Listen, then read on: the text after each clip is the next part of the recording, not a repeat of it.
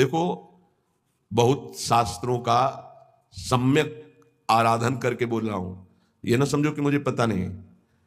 जैसे किसी का प्रश्न आता है कि बिना तुलसी के ठाकुर जी का भोग नहीं लगता, ये जानते हो कहां आता है?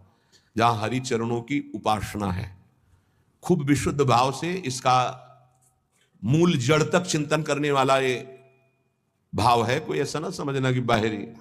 तुलसी जी कौन है? वृंदा, वो वृंदा जो नारायण को पति रूप में बनाना चाहती थी।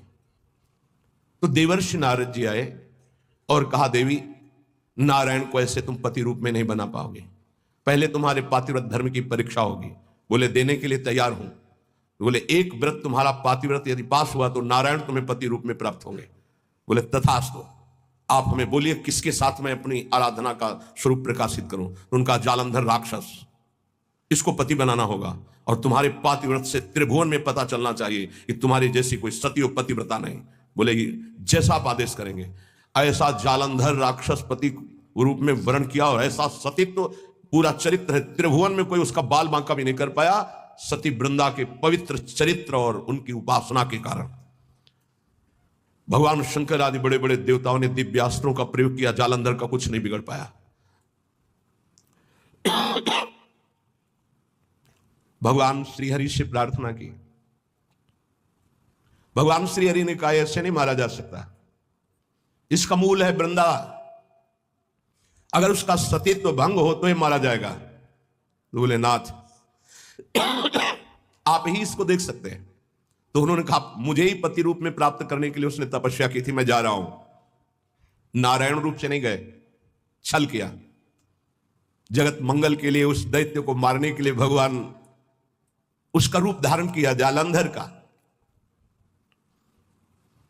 जब सतीत्व भंग हुआ तब उसे होश आया। उसने कहा मेरे पति जैसी चेष्टा नहीं, कौन हो तुम? क्योंकि आप में असीम सामर्थ्य, असीम सौंदर्य, असीम सुख मेरे पति नहीं हो सकते, क्योंकि मैं जानती हूं कौन है जालंधर राक्षस। आप वो नहीं हो। आप कौन है? अपने रूप में भगवान। तो उन्होंने कहा माना कि आपके लिए ही तप कर रही थी, लेकिन इस समय मेरा पति जालंधर, अब मैं मानती हूं मारा जाएगा क्योंकि मेरा तप नष्ट हुआ।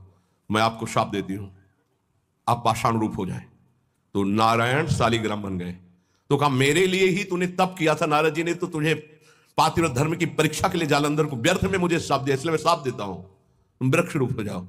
वही तुलसी जी का व्रत। तो बिन तुलसी हरि एक न मानी, नमो नमो तुलसी महारानी नमो नमो। शालिग्राम की सेवा तभी पूर्ण मानी जाएगी जब तुलसी जी होंगी, और वही पद्धति वैष्णव जनों ने अपनाई, भोग की। और तुलसी दल से नित्य भगवत सेवा की जाए, बहुत जल्दी श्री कृष्ण प्रसन्न हो जाते हैं। प्रतिदिन जो तुलसी जी की भक्ति करता है, तुलसी का पौधा रोप करके तुलसी जी का सिंचन करना, तुलसी जी को तिलक लगाना, तुलसी जी को माला पहनाना, तुलसी जी की परिक्रमा करना, तुलसी जी को प्रणाम करना, वो कोटि सहस्त्र युगों तक ऐसा महान सुकृत होता है कि भगवान श्री कृष्ण के नित्य समीप रहता है जो तुलसी जी की सेवा करता है।